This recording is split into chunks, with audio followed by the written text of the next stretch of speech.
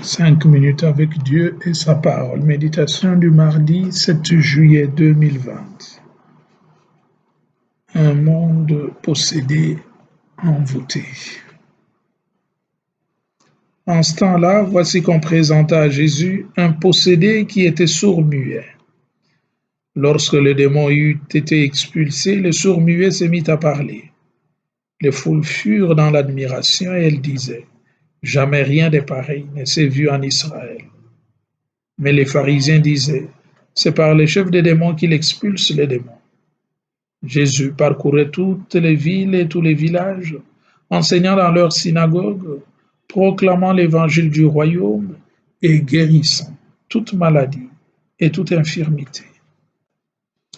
Bien-aimés dans le Seigneur, shalom.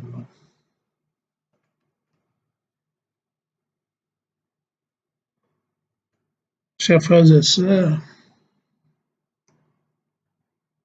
notre monde est appelé à devenir les milieux divins, qu'on pourrait emprunter l'expression du père Teilhard de Chardin. Milieu divin, c'est-à-dire les lieux du buisson ardent ou les lieux de la théophanie de Dieu.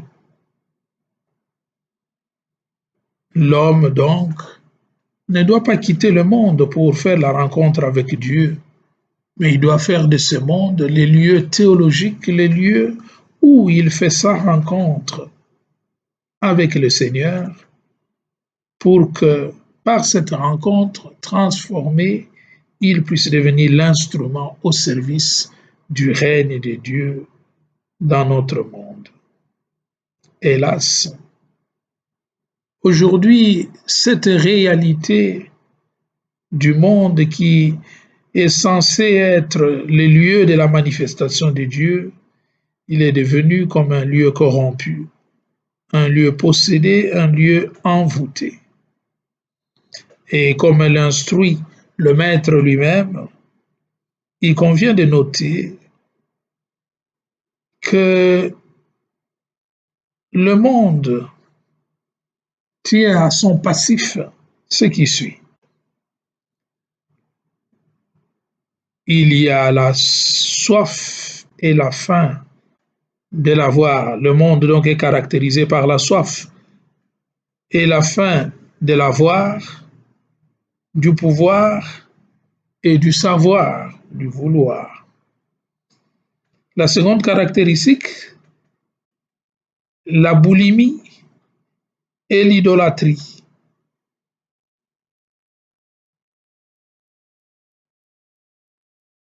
De pouvoir posséder avec sa mentalité consumériste, la mentalité de consommation.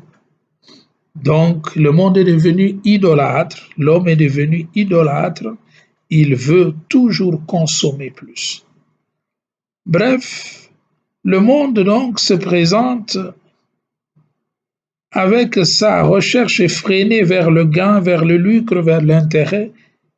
Il se présente comme un monde toujours cherchant le gain, l'intérêt.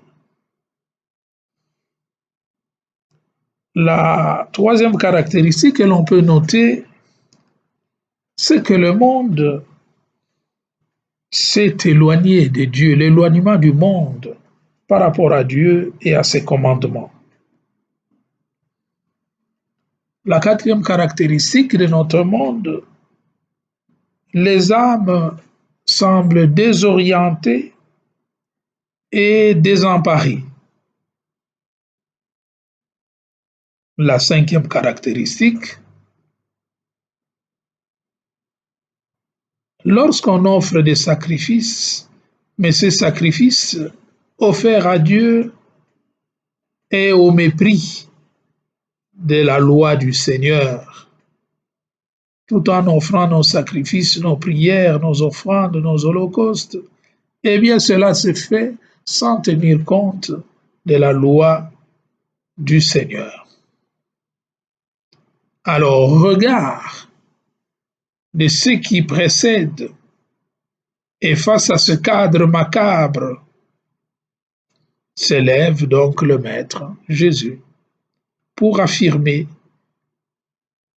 que est venue l'heure, l'heure est venue pour que la mission lui dévolue par le Père puisse s'accomplir. Et quelle est cette mission? C'est la mission, vous vous en doutez, de la libération du monde et de l'homme. Parce que le Fils de l'homme apparut sur la terre selon le témoignage de Saint Jean pour mettre fin aux œuvres du diable. 1 Jean chapitre 3 verset 8, 6b.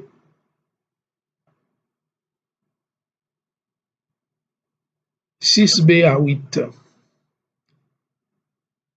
Donc, l'heure est venue, nous dit le Christ, de tirer le monde et l'homme de la servitude afin d'étendre le règne de Dieu et que Dieu soit ainsi plus aimé, plus adoré et plus glorifié en chacun de nous.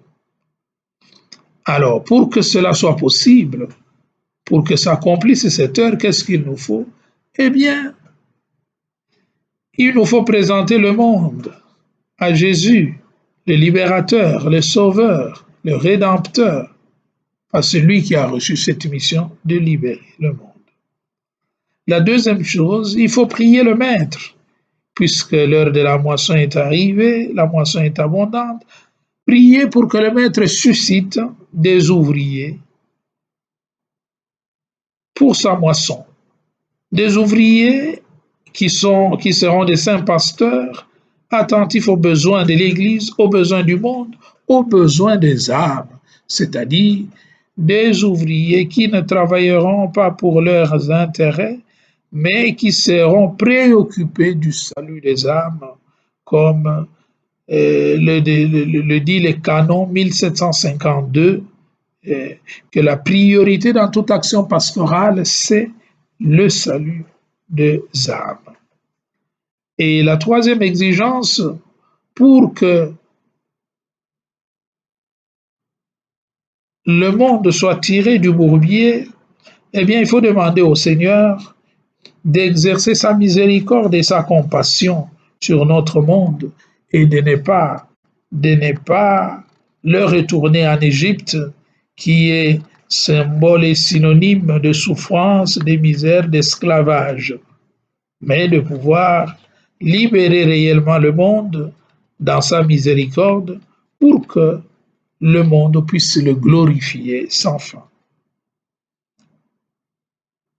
Toi qui nous as dit que la moisson est abondante et que les ouvriers sont peu nombreux, nous te prions d'envoyer donc de nouveaux ouvriers dans ta moisson, afin qu'avec la force de ta grâce, ils puissent chasser les démons, alors libérés de tout envoûtement, de toute possession, notre monde te louera et te glorifiera et glorifiera ton saint nom, toi le béni, maintenant et pour les siècles des siècles. Amen. Ô toi Notre-Dame, jette ton regard de compassion sur nous qui recourons à toi, Seigneur Jésus. Jette ton regard de compassion sur nous qui recourons à toi. Le Seigneur vous bénisse, le Père, le Fils et le Saint-Esprit. Amen.